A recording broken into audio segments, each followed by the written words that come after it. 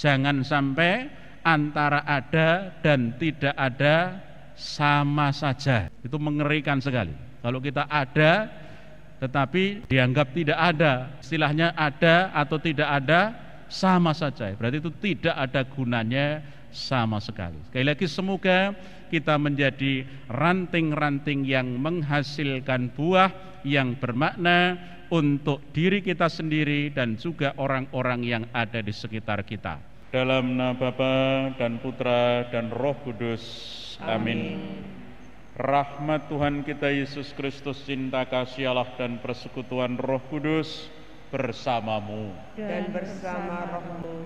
Saudari-saudara yang terkasih dalam Tuhan, melalui sabdanya yang akan diwartakan kepada kita sore hari ini, kita diundang untuk tinggal di dalam Tuhan Yesus dan menghasilkan buah.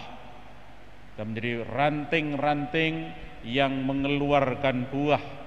Maka mari kita siapkan diri kita, kita buka hati kita untuk menyambut sabdanya pada sore hari ini. Mari kita mempersiapkan diri dengan hening sejenak. Saudari-saudara yang terkasih dalam Tuhan, dalam warta hari ini Tuhan Yesus menggunakan perumpamaan yang diambil dari dunia pertanian. Akulah pokok anggur dan kamulah ranting-rantingnya. Pasti kita semua tahu bahwa pokok anggur dan ranting-rantingnya adalah satu kesatuan. Ranting-ranting tidak berdiri sendiri, tetapi bergantung sepenuhnya pada pokok anggur yang merupakan sumber keberadaannya. Tampaknya ketika kita cermati pelan-pelan dengan tenang, maka kata kunci dari warta hari ini adalah kata kerja tinggal. Kata tinggal ini menjadi sangat penting. Kalau kita cermati dalam 8 ayat yang diwartakan kepada kita, kita akan menemukan 7 kali kata tinggal. Jadi Tuhan Yesus mengulang sampai 7 kali dengan kata tinggal. Maka ini merupakan kata yang penting, merupakan kata kunci untuk memahami pesan dari warta hari ini. Nah, tinggal yang dimaksud pasti bukan dalam artian pasif,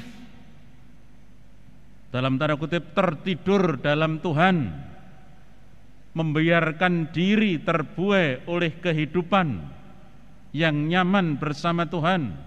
Pasti bukan itu.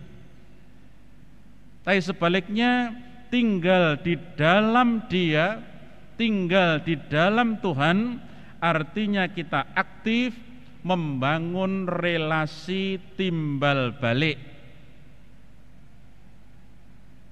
Ranting yang terpisah dari pokok anggur tidak dapat berbuat apa-apa, karena ranting membutuhkan getah untuk tumbuh dan menghasilkan buah. Tapi juga sebaliknya, pokok anggur juga membutuhkan ranting-ranting itu. Mengapa? Karena buah anggur tidak akan tumbuh atau tidak akan muncul dari batangnya, tetapi dari ranting-ranting itu. Maka pokoknya juga membutuhkan ranting-ranting itu.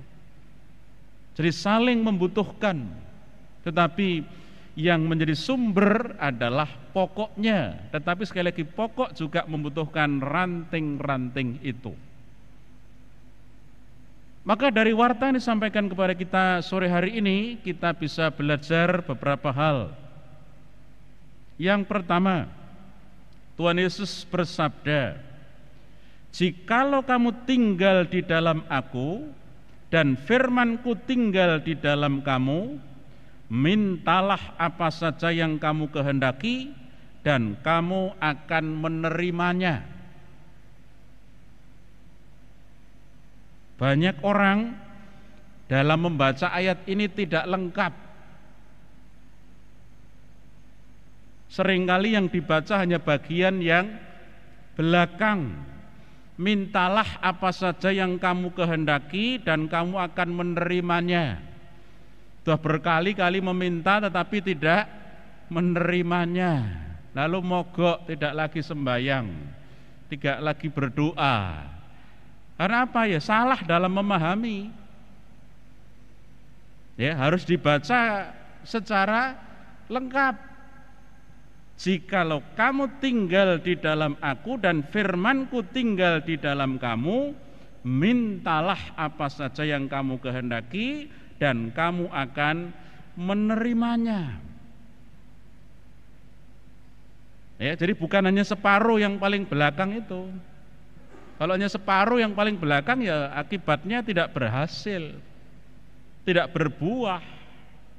Tetapi jika kita tinggal di dalam Yesus, artinya kita memohon, kita menyelaraskan diri untuk berpikir seperti Dia, untuk bertindak seperti Dia, untuk melihat dunia dan segala isinya dengan mata Dia, maka kita pasti berbuah, kita pasti menerima apa yang kita mohon. Tapi itu syaratnya tinggal di dalam Dia, memandang dengan cara pandang Dia, berpikir dengan cara pikir Dia, bertindak dengan tindakan Dia, ya menyelaraskan diri. Ketika itu terjadi, maka sekali lagi pasti kita akan berbuah, pasti kita akan menerima apa yang kita mohon. Yang kedua, ranteng Kristus yang berbuah tampak dalam diri Paulus dan juga jemaat Antiokhia dalam warta bacaan pertama tadi. Ya, walaupun Paulus menentang keras pandangan keliru dari beberapa orang Kristen yang berasal dari Yudea, dari selatan, dari Yerusalem, namun Paulus tidak memaksakan kehendaknya, tidak memaksakan pendapatnya. Ia menyetujui apa yang diusulkan oleh jemaat Antiokhia untuk menyelesaikan masalah dengan melibatkan pimpinan gereja, yaitu para rasul dan juga penatua-penatua jemaat di Yerusalem. Kalau soal pengetahuan, tidak ada yang bisa mengalahkan Paulus. Paulus adalah orang sangat hebat, orang sangat pintar, paham benar tentang hukum Taurat. Tidak ada seorang pun yang mampu mengalahkan Paulus. Tetapi dia dengan rendah hati menerima usulan dari jemaat Antiokhia, dan dialah yang diutus bersama dengan Barnabas pergi menghadap rasul-rasul di Yerusalem. Dan dengan bijaksana rasul-rasul dan para penatua mengadakan sidang. Inilah konsili pertama dalam gereja. Ya, konsili pertama dalam gereja itu membicarakan soal kultur, soal budaya, soal adat istiadat, dan keputusannya luar biasa. Silahkan nanti membaca, melanjutkan bacaan pertama hari ini, itu sampai pada ayat yang ke-28 dan 29. Secara pribadi saya membaca itu keputusan yang sungguh menggetarkan, keputusan yang sangat bijaksana, karena mereka memutuskan begini rumusannya: adalah keputusan Roh Kudus dan keputusan kami supaya kepada kamu jangan ditanggungkan lebih banyak beban daripada yang perlu. Luar biasa kan? Adalah keputusan Roh Kudus dan keputusan kami. Sungguh keputusan yang menggetarkan menurut saya. Merupakan pribadi-pribadi yang dituntun oleh Allah, pribadi-pribadi yang sungguh berbuah karena tinggal di dalam Allah. Maka yang keluar dari mulut mereka adalah semangat Allah, kebijaksanaan Allah. Ya, adalah keputusan Roh Kudus dan keputusan kami supaya kepada kamu jangan ditanggungkan lebih banyak daripada yang perlu. Yang terakhir, pohon dikenal dari buahnya. Kita adalah orang-orang yang telah dibaptis, ranting-ranting Kristus.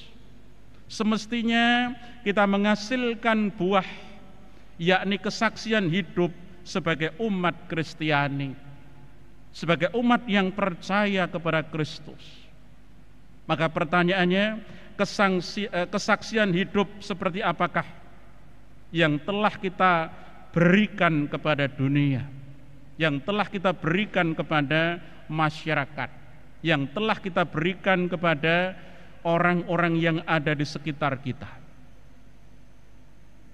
Maka semoga Santo Paulus dan juga jemaat Antioquia yang memiliki keputusan yang sangat bijaksana menginspirasi dan memotivasi kita agar kita berbuah, agar kita memberikan kesaksian hidup Kristiani kepada orang-orang yang ada di sekitar kita, sehingga keberadaan kita sungguh keberadaan yang bermakna.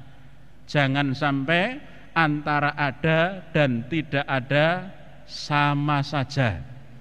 Itu mengerikan sekali.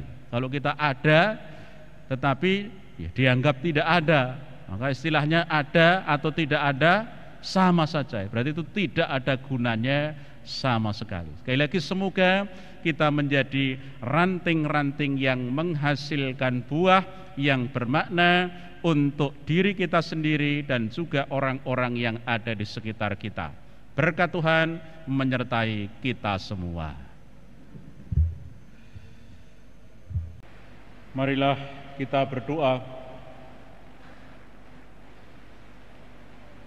Allah Bapa Maha Kuasa, dalam perjamuan kudus ini kami tinggal di dalam Yesus Putra-Mu. Semoga kami semakin mampu mewartakan kebaikan di tengah kehidupan yang beragam, hingga kami diperkenankan mengalami hidup kekal dengan pengantaran Kristus Tuhan kami. Amin. Tuhan bersamamu Dan bersama rohmu. Saudari-saudara dimanapun Anda berada, dilindungi, dibimbing dan diberkati oleh Allah yang Maha Kuasa, Bapa, Putra dan Roh Kudus. Amin. Dengan berkat ini perayaan Ekaristi sudah selesai. Haleluya, haleluya. Syukur kepada Allah. Haleluya, haleluya. Pergilah, Anda diutus. Amin.